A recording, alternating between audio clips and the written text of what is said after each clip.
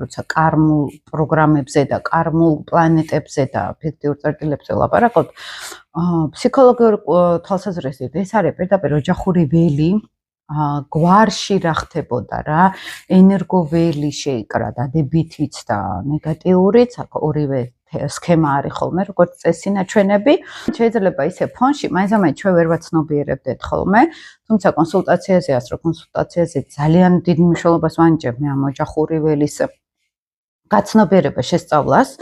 იმიტომ რომ გარკვეულწილად ეს ოჯახური ველი მუშაობს ჩვენთან როგორც პროგრამები, როგორც ქცევები, ეს შეგვიძლია ესე ვთქვათ, მერე როგორც ქცევა, როგორც ხასიათი, როგორც ინტროექტი მაგალითად, ხო, რომელსაც ჩვენ ასევე ვიმეორებთ მერე შვილებთან, მეგობრებთან, სოციუმთან, ანუ იგივე პატერნებს ვაგრძელებთ ხოლმე როგორც წესი.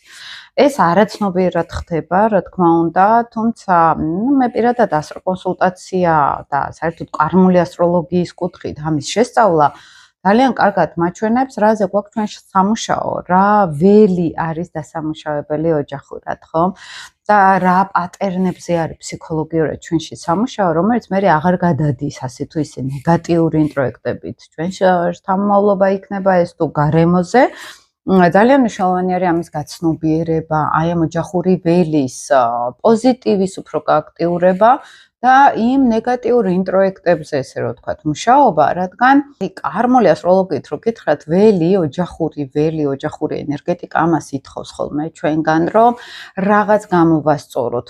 მან სახლებიც გვაქვს ჩვენ ასტროლოგიაში, რომელიც მიმანიშნებს მაგალითად, საიდან დაიწყო ეს კარმული პროგრამა, ბებია ბაბუიდან თუ კიდე უფრო შორიდან მაგალითად ეს არის გენეტიკური გზავნილები თუ ეს არის მაგალითად გარემოცვითი გზავნილები, ხო? აი მაგალითად ოჯახში იყო რა სიტყვის ხალხი, ამის ცნება და შესაბამისად ეს ოჯახისთვის უკვე საკმაოდ ამაზიანებელი შეიძლება აღმოჩნდა, ხო? სიტყვაზე იყო და ოჯახს მე არ გულისხმობ მშობლებს მარტო იქ არის აი მინიმუმ, როცა საგვარეულო კარმაზე ვლაპარაკობთ, მინიმუმ 1-5-6 თაობა არის ხოლმე აქ გათვლილი და სხვადასხვა ამ თემაზე საკმაოდ ვრცელი ლექცია მექნება ახლა 8 ივნის და ვისაც გააქვთ სურვილი შეგიძლიათ ნახოთ Facebook-ზე, Instagram-ზე, YouTube-ზე ყველგან არის დადებული ეს ივენთი და ვისაც გექნებათ სურვილი დაესწროთ. ეს ჩემთვის ყველაზე საინტერესო თემა იყო და ძალიან ბევრი წლები ვიკვლევდი აი ამ კარმული ასტროლოგიის ოჯახური ველის სფეროს, თუნდაც იმ კუთხით, რომ ვიკვლევდი ადამიანების მთელი წინაპრების რუკას.